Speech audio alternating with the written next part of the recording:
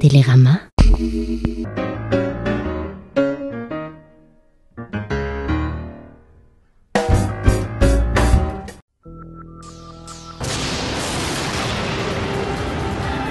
Nous ne pouvons rester ici.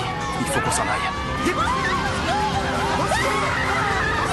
Il faut que nous partions d'ici. Rester ou partir est tout aussi dangereux.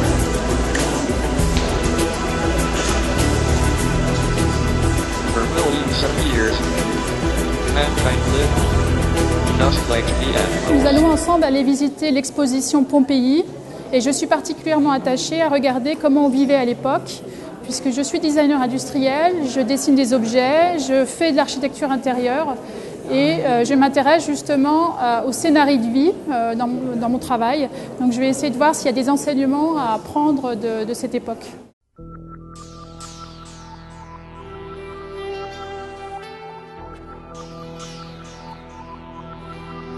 Je me suis arrêtée devant cet objet parce qu'en fait, quand je vois des objets comme ça qui datent du 1er siècle avant Jésus-Christ, j'essaie de comprendre comment on fonctionnait à l'époque pour créer un objet.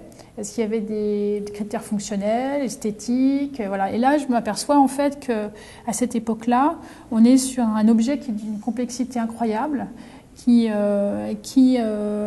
constitue une plateforme avec un élément central, un mât on va dire, qui va permettre en fait d'écarter les sources de lumière, parce qu'en fait on est sur des toutes petites sources avec des petites lampes à huile j'imagine, et donc l'idée c'était déjà de prendre de l'espace, hein. On n'est plus sur un point de diffusion, mais on est de créer un espace avec de la lumière. Et on s'aperçoit en fait qu'il y a toute une complicité de réflexion pour arriver à placer justement ces lampes soit à l'extrémité, soit un peu plus près, ou même les ranger avec un autre petit crochet au cœur du pied. Tout ça étant exécuté en bronze avec des détails incroyables pour l'époque.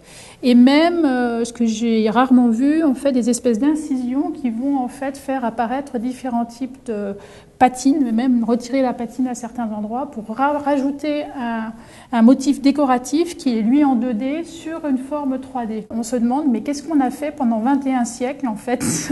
Ça pourrait être proche de projets qu'on trouve au XVIIIe siècle en fait, hein. Ce qui m'intéresse aussi beaucoup dans la lecture de cet objet, c'est de comprendre à l'époque où on situait la notion de statut. Hein. Les objets domestiques sont souvent faits pour donner une classe. Hein, alors en fait, on essaie d'avoir un objet particulier justement pour se différencier des autres.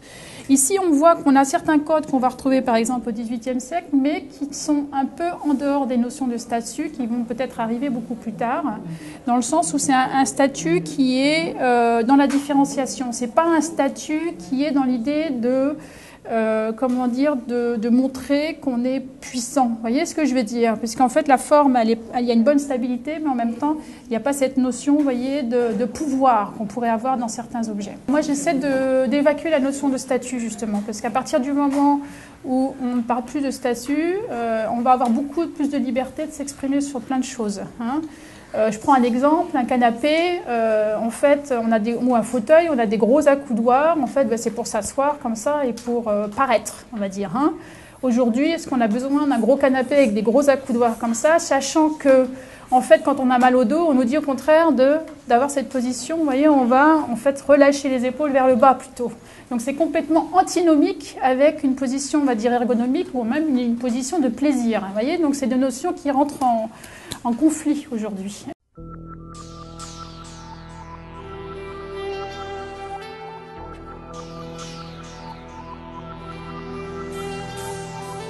On sait qu'à Pompéi, il y avait tout un tas d'innovations aussi, un chauffage centralisé, etc. L'arrivée de l'eau, justement, qui était très diffusée. En fait, ce qui m'intéresse dans ce panorama, c'est de voir en fait des petites scènes de vie qui s'inscrivent avec des espaces qui sont avec des activités différentes. Donc ça donne une richesse de vécu. Hein. On va installer une activité un peu différente d'une autre en fait. Et on va avoir comme ça des moments de vie privilégiés au cours de la journée. On va s'installer en fonction de l'arrivée du soleil. On va s'installer de façon plus confortable ici. Et puis après, on va bouger et s'installer dans un... Donc ça, c'est déjà une logique qui est intéressante puisqu'en fait, ça veut dire que vraiment, on s'approprie l'espace. On n'est pas dans une passivité ou on n'est pas encore, encore une fois, dans une notion de statutaire où en fait, on va faire des grands volumes, voilà, et on va paraître dans cet espace. Non, là, vraiment, le vécu, il s'inscrit. Il est là et on sent vraiment la praticité et le bonheur aussi de partager, enfin de vivre dans la minute présente. Ce qui est très frappant, c'est ça, c'est qu'on n'est pas simplement dans une vision hygiéniste, mais on a vraiment des notions de confort, on a vraiment des notions de plaisir qui sont omniprésentes quand on regarde comme ça des représentations de la vie de Pompéi.